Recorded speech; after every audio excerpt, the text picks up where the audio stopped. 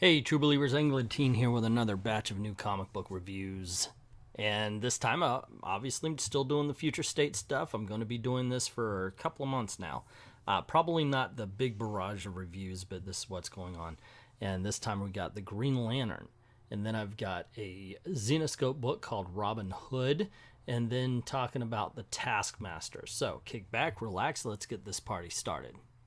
And as usual, always start with the future state. This time, like I said, it's Green Lantern, and I want to hold on this cover right here because as far as the Green Lantern's concerned, this cover is as good as it gets, and it will not get this good again. I promise you that, ladies and gentlemen. You remember how I said, you know what, even the worst of the future state books look good? This is where that dies, and I mean it dies hard. Oh my goodness gracious, gang. This right here, look at this art. It is god-awful, horrible, bad, amazingly bad. And you know what's worse? The story sucks. So there's no redeeming quality to this storyline. It is just flat out horrible. You're dropped into the action and they're like, oh my gosh, the lantern is gone, the battery's gone, no rings, we're at war. But they don't tell you why. Seriously, there is nothing to tell you what's going on. Just, it's chaos. People are fighting, and God, this art is bad. How tall are people here? It looks like Jon Stewart's an Oompa Loompa. It's the worst art I've seen since Riley Rosmo. Riley Rosmo may actually be a better artist, because at least there's a sense of style to Riley Rosmo's art. Whether you like it or not, and I don't like it, you got to at least give him that. But look at this. It's horrible. But yeah, the story's a mess because it isn't. There's no story. There's a plot. Oh, look, it's a war. They need to get these people off their planet. Okay, why? Because the Kuns are coming. Okay, why? What's going on? There's no build-up. You're dropped right into the middle of it. You don't know who the characters are. If you didn't already know who this is written by a poor writer who thinks everybody knows, that everybody reading the book knows everything they need to know already. Look at this. Look at Jon Stewart on the top panel there. This, I'm telling you, it's bad. Plus the art is painful. The art is painful to look at to me. After a while, it's just, you shouldn't notice how bad it is. And I've read some comics that were good that I enjoyed the story on, that was enough to drag me away from what I thought about the art. But my goodness gracious, when it's this bad, it's distracting.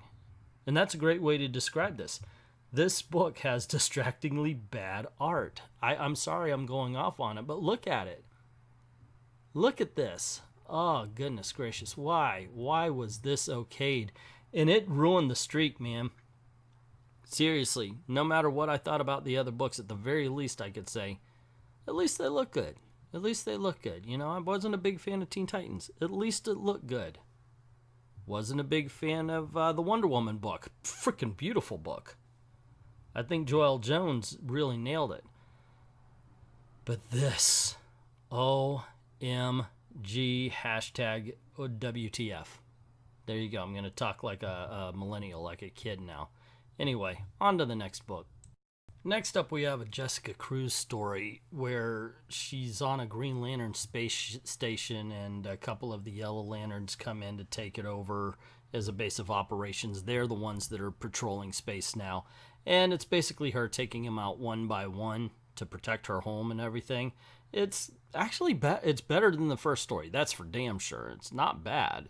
If this were the main story, I would be giving this book a lot better review. Unfortunately, it's only like 8 or 10 pages. It's the shortest of the book, and so far it's the best.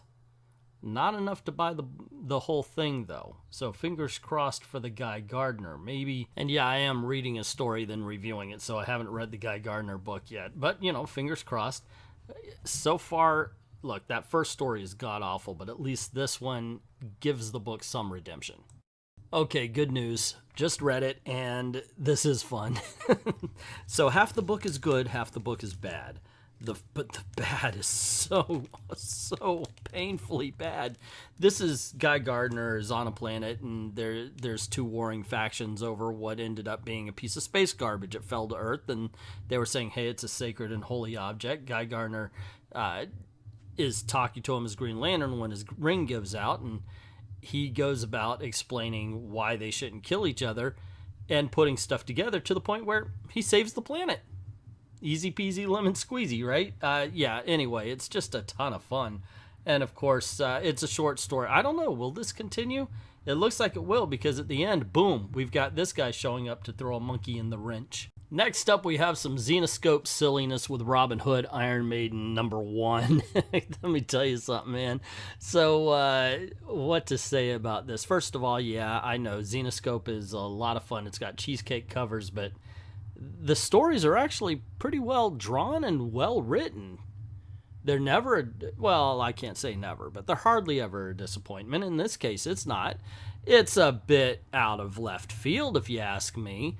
We find out there's a cursed Iron Maiden. That's the opening pages right here. And it's like, okay, so what's this got to do with the rest of the story? Because it quickly shifts over to a book about Epstein, by the way. I mean, his name's Wepstein in the comic book. They are not hiding this, by the way. What is her name? Giselle Maxis is his right-hand woman, his biggest recruiter of little girls to come to the island. And they're saying, wow, these are all 14-year-old girls, but they're not drawn that way, if you ask me. But so they're brought to the island to be men's toys. Basically, I do have to commend the artist and the writer not to draw a Trump stand-in in this book. There's not one there. So Robin Hood, or whatever you want to call her, Robin is walking down a city street when she hears a man talking to the cops about her daughter's disappearance. That was the black girl that threw herself off the cliff right there. And she decides, you know what? I'm going to help you. She goes in, she sits with him, asks all the information, and he's like, why do you want to help me? And she's like, that's what I do. So she finds a high school and combs it until, I guess, it's very convenient, by the way. She just happens to go to a high school where these girls are being recruited. And I don't actually think that's what happened. What happens is she knows where to go, and then she sees the girls being recruited, or at least one decides to go with him. The blonde one decides to go with old Giselle here, and she decides, okay, I've got to help. That's the story. It is interesting. It's fun. Oh yeah, I forgot the bar scene here. It's interesting. It's fun. It's not the best comic book you're ever gonna find, but I don't think Xenoscope ever falls into that category of best of anything. It's more like an MVP player. Great stats, just not fantastic stats, you know? Good art, fun stories, good book. Women look like women, men look like men. You know, that's a rarity as far as Marvel comics are concerned nowadays. And it's something that when you're reading it, you're going to put it down and go, yeah, okay, I'm ready for the next issue. Next up, we're going to talk about the Taskmaster, and this is issue #1 here. So there's two problems with a book like this that seeks to humanize a villain, somebody we know to be evil. Like, if you read the old Avengers stories with the Taskmaster, he's very serious, very deadly. Now, he's supposed to have the skills, but this is more lighthearted. There's jokes in it and everything, so you could feel something for the Taskmaster. And in this case, he's being chased by an assassin across a golf course, so there's a lot of humor in it. And okay, fine, but there's two problems about the whole humanization of the villains. One, it kind of makes it so the next time he shows up as a villain, he's not as deadly. He's not as much of a threat. It's not, and it shouldn't be that way. When Taskmaster shows up, you should be like, oh, they're in trouble now. You know, that kind of thing. And Marvel is are doing these books that are really hurting. They're just hurting the images of their own villains, and maybe that's why they have heroes fighting heroes so often. The second problem is I like it. I mean, I don't like them messing up the villains. I like the book itself. It's fun. It's funny in places. You do kind of want to see the mindset of the villain, like what brings him to a certain point. But him wearing his outfit on the golf course, the whole 9 yards, it's what I would have called Silver Age silliness back in the day. You know, it's just goofy, but it's goofy enough to work, and that's what we get here. So we see Nick Fury recruit him. He says, Maria Hill's dead, and I want you to find out who killed her. And then he sets up this scenario and talks to him about what needs to be done, and you find out that it's not exactly an easy task, but he is the taskmaster. See what I did there? Alrighty, so anyway, there you go, gang. Oh, yeah, and he has the Black Widow on his tail for the death of Maria Hill, because while Maria Hill was killed, everybody thinks it was the taskmaster who did it. So while he's trying to find the killer, he's also trying to avoid the Black Widow and her killing him. That's a good thing to avoid. Yeah, I had fun with it. I don't like the humanization of the villains as much. You know, the softening of the villains, I should say. But overall, at least it's a fun book.